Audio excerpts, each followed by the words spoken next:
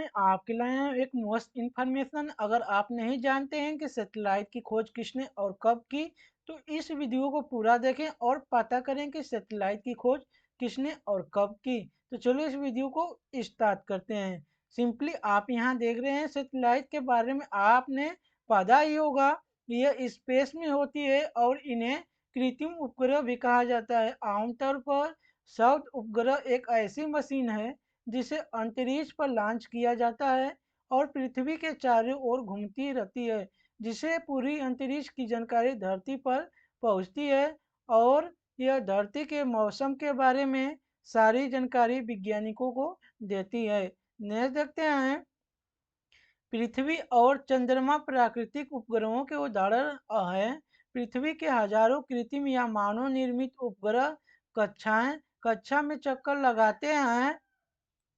वैज्ञानिक इन कृत्रिम उपग्रहों की सहायता से अंतरिक्ष पृथ्वी की तस्वीर लेते हैं, जिससे वो मौसम की भविष्यवाणी करते हैं और तूफानों को भी ट्रैक करते हैं, जिसे हम ब्लैक होल या काले पदार्थ दूर आकाशगंगाओं की तस्वीर लेते हैं। इन तस्वीरों से वैज्ञानिक और सौरमंडल और ब्रह्मांड को बेहतर ढंग से समझ पाते हैं।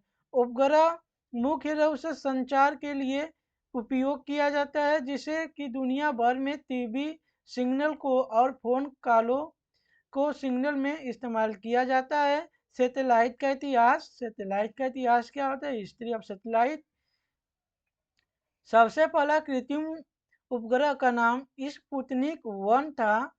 इसको सोवियत संघ द्वारा 4 अक्टूबर 1957 को लॉन्च किया गया था और सबसे पहले सैटेलाइट के डिजाइनर सेंगई कोलोरोव थे। उन्होंने पहले कृत्रिम उपग्रह का डिजाइन तैयार किया था और पहले कृत्रिम उपग्रह स्पुतनिक 1 ने अपनी कक्षा के परिवर्तन के माप से वायुमंडलीय परिवर्तनों के उच्च घनत्व की पहचान करने में मदद की और उसने रेडियो तरंगों के वितरण और विवरण पृथ्वी तक पहुंचाया। और पहला कृत्रिम उपग्रह स्पुतनिक 1 सफलता को देखकर अमेरिका ने भी अपने अभियान तेज कर दिए।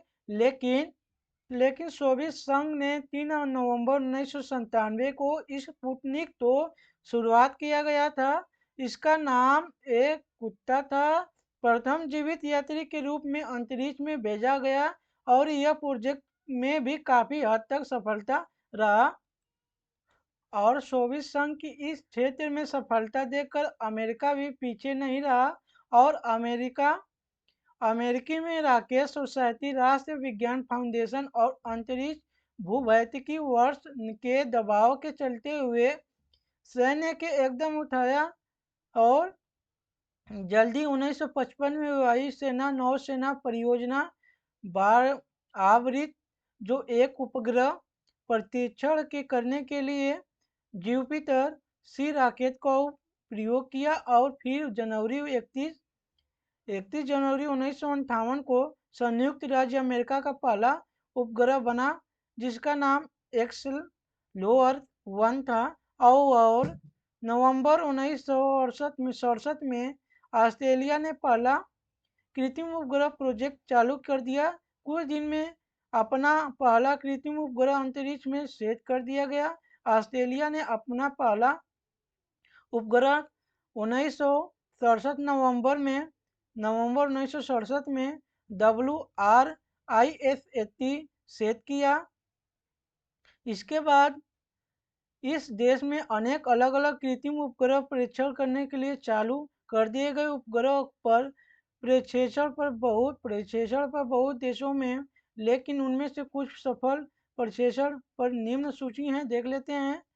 पहला जो हमारा परीक्षण का साल है, पहला उपग्रह साझा देश आंकड़े 1997, स्पुतनिक 1 1958 और यहाँ पर एक्सप्लोरर 1965, स्टेरिस 1970, ओसमी 1970 जो चाइना से। इसके बाद यहाँ से किंग कोदम 1970, डांग हेंग हांग। इसके बाद प्रोसेपेरो इंडिया से 1980 में, रोहिणी रोहिणी 1988 और ओफके 1 और कृत्रिम उपग्रह अपने काम के हिसाब से बहुत प्रकार के सभी कृत्रिम उपग्रह अपने काम के हिसाब से अंतरिक्ष में सेट किए गए सभी कृत्रिम उपग्रह अलग अलग काम हैं। वैज्ञानिकों ने कृत्रिम उपग्रह का हिसाब से डिजाइनिंग किया, सेट किया। कृत्रिम उपग्रह के प्रकार: उपग्रह विरोधी हथियार किलर उपग्रह, मौसम उपग्रह, थिएटर उपग्रह, अंतरिक्ष स्टेशन, अभिछड़ा उपग्रह, पृथ्वी अवकोलन उपग्रह और यहाँ पर नेविगेशन उपग्रह, छोटे उपग्रह, संचार उपग्रह, जैविक उपग्रह, खगोलीय उपग्रह जो हैं ये तो वो उपग्रह हैं जो अंतरिक्ष में सेट किए गए। वो बहुत से देशों में अलग कृत्रिम उपग्रह सेट किए हुए हैं, लेकिन उन सभी निगरानी के लिए अमेरिका संयुक्त राज्य अमेरिका अंतरिक्ष निगरानी नेटवर्क SNN 1957 में से जब संयुक्त संघ की स्पुतनिक के लिए परीक्षण के लिए अंतरिक्ष युग को खोला गया। तो इस वीडियो को अगर पूरा देखे होंगे तो आपको पता चला होगा कि अंतरिक्ष का जो है सैटेलाइट का खोज किसने किया और कब किया। तो इस वीडियो को यहीं पर ख़त्म करते हैं। अगर ये वीडियो अच्छा लगा तो इस वीडियो को लाइक कर देना। अगर आप चैनल पर नए हैं तो ऑनलाइन नॉलेज ए को सब्सक्राइब कर लेना ताकि इसी प्रकार की नई अपडेट मिलती रहे। बाकी की नेक्स्ट पार्ट में जय